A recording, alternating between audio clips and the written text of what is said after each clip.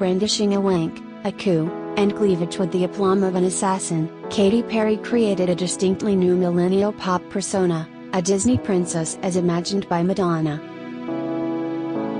Flirty and bodacious, Perry sometimes skirted with taboos. She sneered on her first single "You're So Gay," she gasped, "I kissed a girl and she liked it," and that willingness to be controversial certainly put her on the pop culture radar.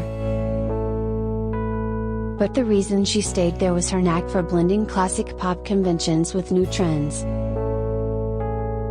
This talent reached its apex on 2010's Teenage Dream, a blockbuster sophomore set that generated hits as diverse as its dreamily romantic title track, the Cotton Candy Summertime Pop California Girls, and steely EDM variant Firework. But she was canny enough to temper some of her risque moves as her career progressed, transforming herself from the naughty cousin into an admirable big sister. Perry's success was so sudden in 2008 it seemed as if she was an overnight success when the opposite was true. The daughter of Pentecostal pastors, she was born Catherine Elizabeth Hudson on October 25, 1984 in Santa Barbara, California. Raised by born-again parents, Katy was initially attracted to gospel music, sometimes sneaking pop music in to balance the inspirational tunes, but when she first started singing it was in the church. She picked up the guitar at the age of 13 and soon started writing songs, pursuing a music career in earnest when she was 15. Earning the attention of CCM artists Jennifer Knapp and Steve Thomas, Katy headed out to Nashville in 2001, where she cut demos and eventually secured a contract with Red Hill Records. Hello there, my name is Sally. I am one of the Ivona voices. I will read anything you want. Enter any text here and click play. In the wake of the album's failure, Perry transitioned toward pop music, relocating to Los Angeles and working with producer Glenn Ballard, the chief collaborator of Alanis Morissette, one of Katy's biggest inspirations. As she abandoned Christian music, she also abandoned her surname Hudson, choosing to use her mother's maiden name Perry instead.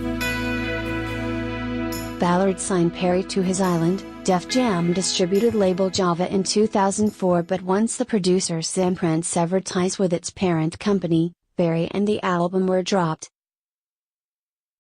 Next up, Perry signed to Columbia Records, where she worked on a record for 2 years, collaborating with the likes of Max Martin, Dr. Luke, The Matrix, Desmond Child, and Butch Walker. But just as the album was reaching the finish line in 2006, she was dropped from Columbia.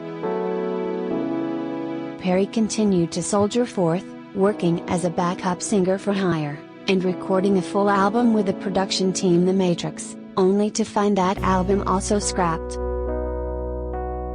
She finally saw a song called Simple released on the soundtrack to 2005's The Sisterhood of the Traveling Pants, but her next big break arrived in 2007, when Jason Flom signed her to Capitol. Once again, Perry headed into the studio to create a would-be blockbuster. Ballard, Dr. Luke,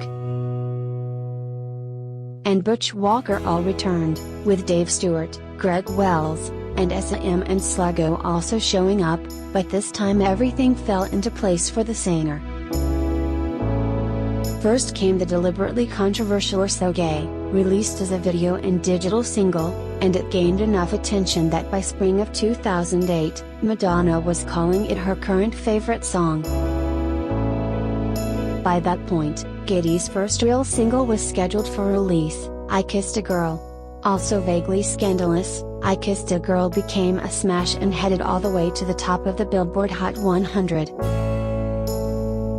Her debut, One of the Boys, followed in June of 2008, and it was also a success, supported by the top 10 hit Hot and Cold, along with Thinking of You and Waking Up in Vegas. One of the Boys was a big enough hit that the shelved album Perry had recorded with The Matrix back in 2004 saw a release in January 2009, but it didn't do much upon its release. Perry supported one of the boys with media appearances and steady tours, including an appearance on the 2008 Warped Tour and her own headlining Hello Katy jaunt in 2009. A stopgap MTV Unplugged album appeared in November 2009, by which time Perry was hard at work on her second album, Teenage Dream, preceded by the frothy single California Girls. Teenage Dream was an international smash, generating no less than 5 consecutive #1 singles in the US, California Girls, Teenage Dream, Firework, E.T., which featured Kanye West, and Last Friday Night, TGIF. This success had few precedents. She was the first female artist ever to achieve such a run of #1s and the first artist since Michael Jackson to have so many singles from an individual album reach the pole position. In 2012, the album was expanded as Teenage Dream, The Complete Confection, undergoing an international tour, appearing in cameos all over television, courting mild social media controversies, creating fragrances, and filming the documentary Katy Perry, Part of Me, which appeared in theaters in July 2012. As the Teenage Dream juggernaut wrapped up, Katy Perry turned her attention to recording her third album. Appearing in October 2013, Prism signaled a more mature Katy Perry, something that was apparent from its motivating first single, Roar. Prism received a lift from its third single Dark Horse, which became her 9th #1.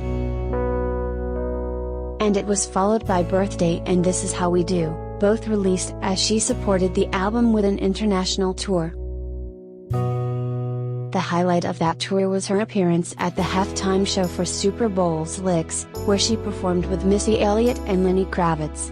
Stephen Thomas Early Wine, Roe v. 1981. At age 18, Avery was convicted of burglarizing a bar with a friend and sentenced to 2 years in prison. The sentence was stayed and instead Avery served 10 months in the Manitowoc County Jail, was placed on probation for 5 years, and was ordered to pay restitution.